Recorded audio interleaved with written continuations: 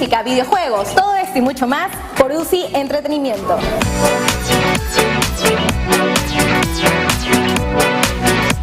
De lunes a viernes a las 8:50 de la mañana y en la noche acompáñame a las 7 por UCI, un canal inteligente.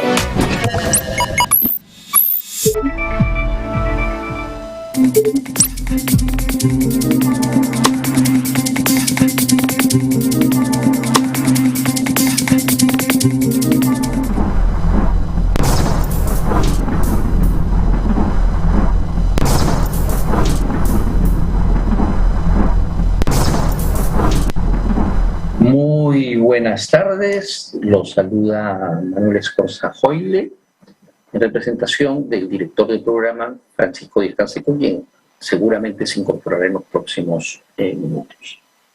Ayer, 3 de octubre, se resimbolizó una fecha histórica para el Perú, a veces bien recordada, a veces mal recordada, depende del punto de vista, y tiene que ver con el golpe de Estado que dio el general Velasco Alvarado con un conjunto de militares, golpe de Estado además que sacó al expresidente de la UNDE en pijama y que lo deportaron de manera casi inmediata a Argentina. Y el día de ayer se acuñó mediáticamente una frase que dice, que habla de ella como la segunda reforma agraria. Yo creo que la base de cualquier desarrollo en el mundo tiene que ser una reforma y una estructuración agraria, y al igual que tiene que haber una política idónea de energía y de agua. En la fase última del desarrollo de las civilizaciones o países, tiene que haber también, idealmente, un equilibrio medioambiental. Pero la pregunta es, ¿estamos simplemente ante un foco de atención o estamos ante una segunda reforma agraria? Evidentemente la respuesta es múltiple y discutible, pero para aquellos que dicen que estamos por enfrentar o por empezar una segunda reforma agraria, la pregunta sería, ¿no?, si esto está siendo utilizado y manipulado mediáticamente de acuerdo a ideologías o formas distintas, si se está haciendo política con las necesidades del agua.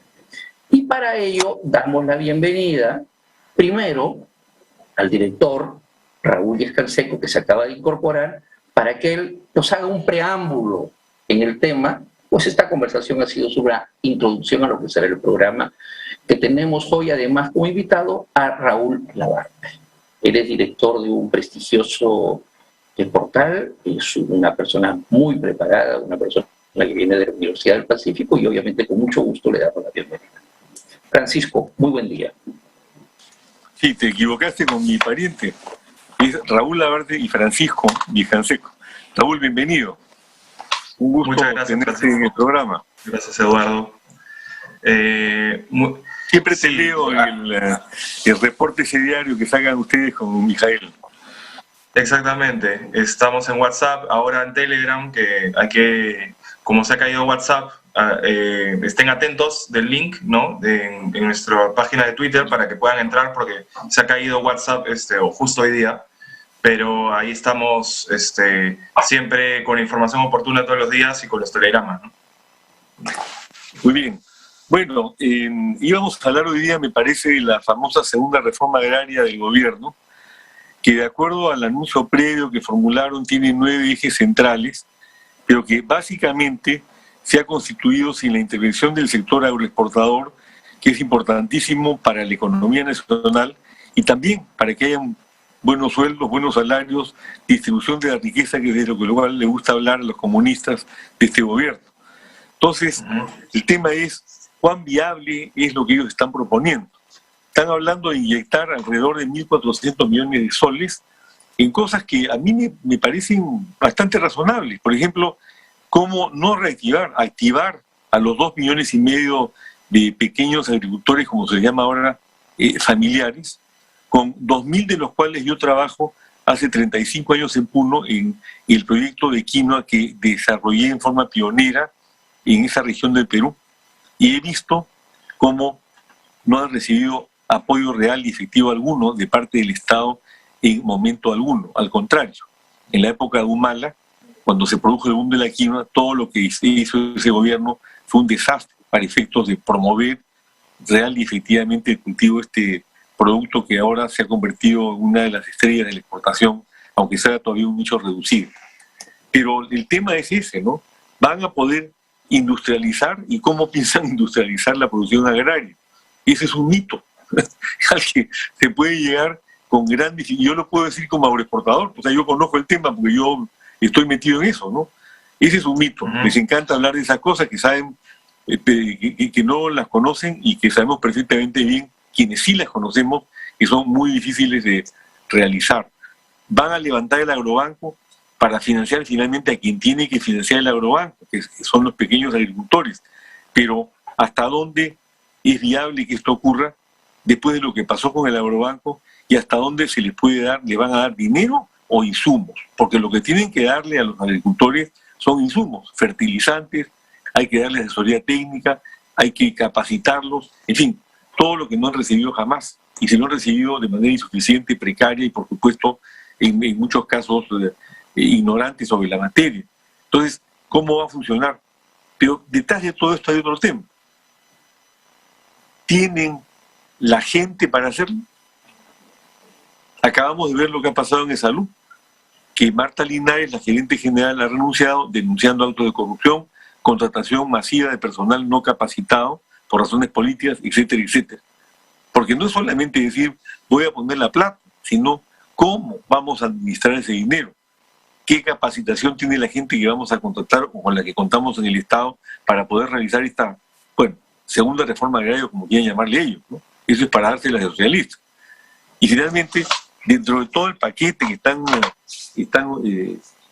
ofreciendo, ¿qué va a pasar con la agroexportación de la costa, que es fundamental? Ni la mencionan, no existe, no lo consideran, ¿no es cierto? Yes. Y estamos hablando del agro en general, no de un segmento del agro, dentro de lo cual no creo yo que debamos dejar de mencionar que en el discurso de ayer Castillo dijo claramente que aquí no hay hoja de ruta, que él sigue firme en sus convicciones, no lo dijo así porque no le conviene decirlo, comunistas, que son las que se reflejan del plan de gobierno Perú Libre, que señala que es un partido marxista-leninista, tal como luego lo ha corroborado en todo momento Guido Bellido, que ya ha dicho que él es el alter ego de Castillo. Todo lo que él dice se lo ordena a Castillo. Entonces, estamos jugando pues a la escopeta de 2 cañones permanentemente, ¿no? Es un poco la realidad. Me gustaría el comentario de Raúl y luego, por cierto, el de Manuel Escorzo. Sí, Francisco, yo soy muy pesimista sobre lo que pueda realmente proponer en materia de política de desarrollo agrario y productivo este gobierno que está literalmente traficando, ¿no? Traficando puestos públicos, empezando por Indecopi, empezando por distintas instituciones que están cayendo en la red, desde mi punto de vista, de una mafia, ¿no? En el sentido, además, el simple hecho, ¿no?, que nosotros desde hace mucho tiempo dijimos, ¿no?, cuando yo estaba trabajando en Piensa P, inclusive antes, el simple hecho de reivindicar una reforma fracasada bajo todo punto de vista, que fue la reforma de Velasco, que inició además con un golpe de Estado antidemocrático, como evidentemente es todo golpe de Estado, y que además dejó simplemente pobreza, porque si uno ve los datos, literalmente desde 1970 hasta 1985, la pobreza subió 7 puntos porcentuales, de 35 a 42%. Y hay muchos ideólogos o sociólogos que les gusta pensar que la reforma agraria de alguna manera mitigó el avance de Sendero Luminoso. Yo creo que eso es un error. Es un error porque si sube la pobreza es imposible que eso de alguna manera pueda haber generado paz social. Fue todo lo contrario. De hecho, justo a partir de la reforma agraria es que pasamos de ser exportadores netos de alimentos a ser importadores netos.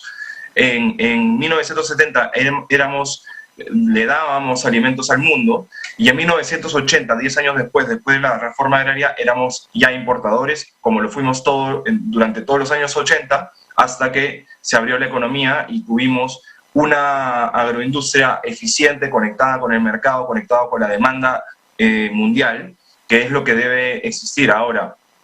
Que se pueden hacer reformas de desarrollo productivo, por supuesto, y el Estado sí debería estar apoyando a los pequeños agricultores, especialmente, que son los que menos productivos son, y dejar a las empresas grandes, que no están consideradas en esta propuesta, como no han considerado al gremio AGAP en la propuesta de Castillo, no los han considerado, y además ya han hecho un golpe a este sector el año pasado, derogando la ley que pudo tener su momento y pudo haberse reformado, pero simplemente se cambió al porrazo, ¿no? Entonces, las agroexportaciones no tradicionales en este momento nos servirían muchísimo, más aún en un momento de crisis. Esto tiene un montón de beneficios a nivel macroeconómico, el poder exportar sin que dependa de los precios internacionales, y de esa manera diversificar nuestra economía. Pero yo honestamente soy bastante pesimista sobre lo que pueda pasar, y sobre todo por el nivel del simbolismo político de anunciarlo en el mismo día en el que se dio un golpe contra la democracia, ¿no? El día tradicional de los golpes de Estado, ¿no? El 3 de octubre. Ese día también lo usó Dría para el golpe de 1948. En fin, Manuel, tu opinión. Muchas gracias. Para vivir hay que comer. Y la comida viene de la tierra. Incluso cuando se come carne, esos animales se alimentan de la tierra. De manera que sin una política de tierra y una agricultura digna, no puede haber alimento para la humanidad y para todos los animales en general. Y el Perú tiene un potencial muy grande a nivel agrícola. Y cuando hablamos del agro, que es un tema muy complejo, tenemos que preguntarnos, entre otras muchas preguntas, ¿desde qué óptica estamos hablando? Desde la política de precios, desde la cadena productiva, desde la línea de la distribución, desde la necesidad de traspasar tecnología de punta, desde la política educativa, desde la política de atención al sector. Hablo de agua potable, de educación para los niños y de casas, desde la política de la productividad propiamente dicha, de la organización empresarial, de la conexión que existe entre el agro peruano y el mercado global, o desde la propiedad y muchos otros puntos. Todos estos puntos no han estado bien atendidos en el Perú, y eso es historia. Y la pregunta que tenemos que hacernos es si atender ese sector merece el membrete pechador, además, ante el Congreso, de que estamos ante una segunda reforma. Ese es punto uno. No creo que haya un solo peruano con un sentido de dignidad social mínimamente instalado en su persona que no piense que hay que mejorar las condiciones del agro en general. Pero el problema está quién lo hace, cómo se hace y desde qué punto de vista se hace. Y para ello es necesario un gran diálogo nacional, en mi opinión, sobre la base de que se trata de un sector desarrollado. Yo creo que el día de ayer lo que hemos visto ha sido un fuego mediático que trata de reivindicar simbólicamente la fecha de un golpe de Estado, pechando además el Congreso de la República, y me parece peligroso. Un carro, que puede ser desde un Volkswagen hasta un Mercedes, de cómo le vaya al carro dependerá del conductor. Y la pregunta es, ¿quién va a conducir estos aspectos introductorios a un asunto mucho más de fondo? Y si van a haber sesgos ideológicos y exclusiones en el camino y sobre todo demagogia. Y yo creo que estamos muy cerca a esto último y es peligroso. Pero decir, querer, desear y en la medida de lo posible propiciar que el campesino gane más, que tenga vivienda, que tenga agua, ¿no? Que tenga desagüe, que haya colegio para sus hijos y sobre todo que no le compren su producto a centavos para venderlo después a soles en Lima, es decir, que ganen más. Yo creo que en eso vamos a estar todos de acuerdo. El problema es que aquí se está intentando entrar a abordar un tema necesario con la pierna en alto. Esto puede traer gravísimas consecuencias a la gobernabilidad del país. Además que, como dice Francisco, posiblemente problemas de gestión. De manera que es un tema delicado y hay que esperar cómo ocurre, pero eso sí, no se puede permitir que se manipule los sentimientos de pobreza de la gente con falsas premisas o enfrentándola a gente que simplemente mira las cosas de una manera diferente. Eso es todo. Yo creo que estamos ante un escenario de preconfrontación. Totalmente de acuerdo contigo, Manuel, y lo mismo el excelente comentario de Raúl. O sea, el problema central aquí es que no puede dejar de haber un consenso respecto a la necesidad de apoyar lo que se llama hoy día la agricultura familiar del Perú, de la cual depende la alimentación de nuestro país y que nunca ha sido apoyada. Yo de eso puedo dar, como lo acabo de señalar, testimonio personal, porque trabajo en el campo produciendo quinoa hace 35 años, en Puno, en Cotahuasi, en Apurímac, en Junín, en proyectos que he desarrollado en el Cusco.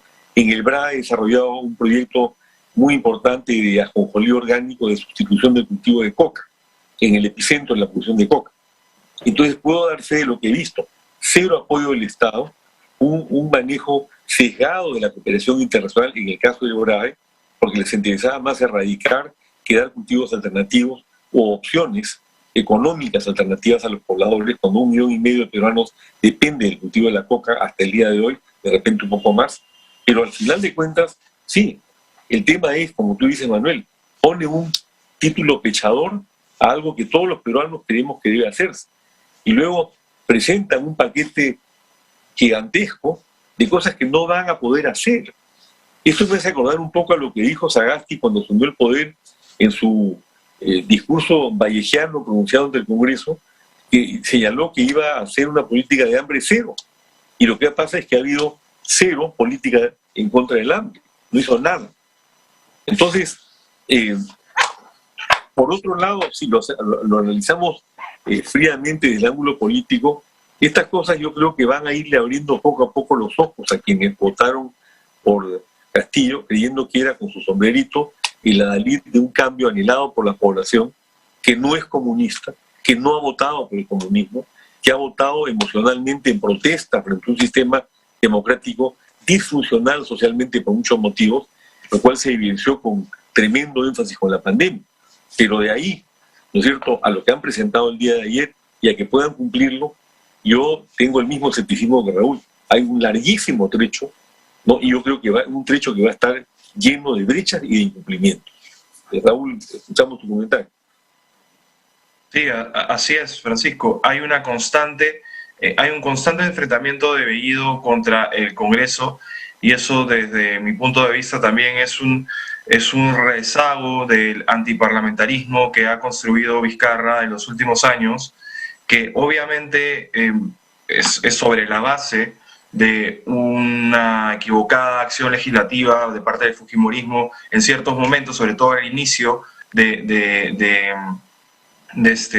gobierno de PPK, pero en realidad esta idea de un ejecutivo que se enfrenta constantemente al Congreso es profundamente antidemocrática, porque el fondo del Parlamento, el fundamento de la democracia es el Parlamento. Entonces, se ha inculcado un antiparlamentarismo muy fuerte que en este momento le juega una mala pasada a todo el sistema político.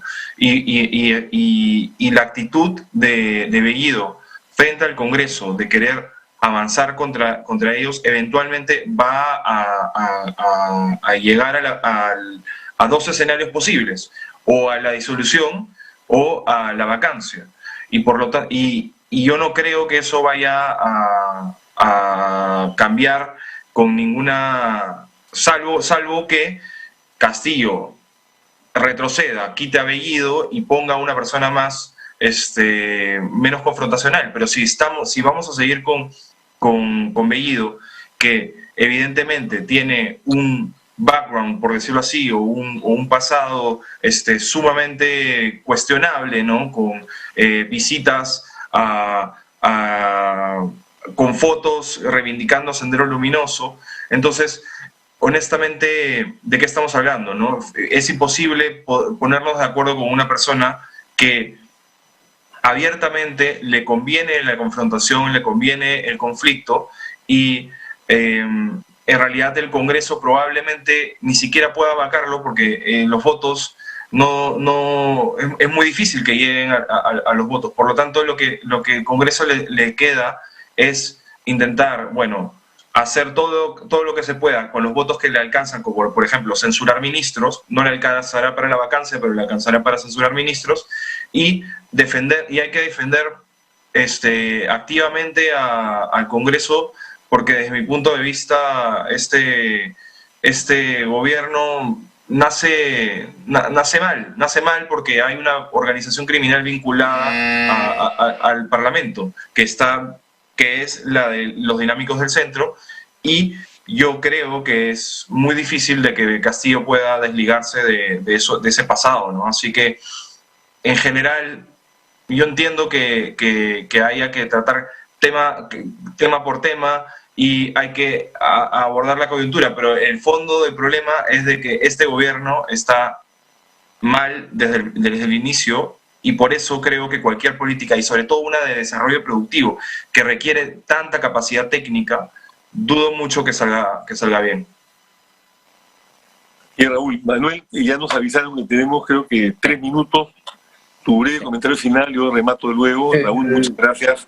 Sí. Yo creo que es importante que nosotros como ciudadanos desarrollemos la actitud madura de respaldar la gobernabilidad.